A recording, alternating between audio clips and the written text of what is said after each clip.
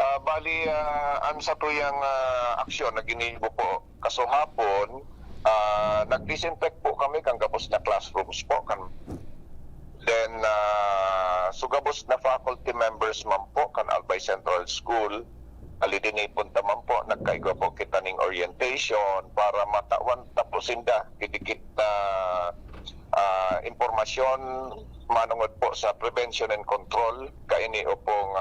medyo nakaulakit na helang nota very contagious tabi ni Luwens. Ang sarong estudyante pagkaigwa po kayan dapat po medyo i-isolate po siya as much as possible mga 2 weeks tabi na ano yan hanggat dai po na nahali itong mga rashes po niya talagang medyo iyan ang medyo delikado pero pag naman po madali man po lang makarecover bigtatawan lang po yan kan sa tuyang mga doktor ki magkanigong antibiotic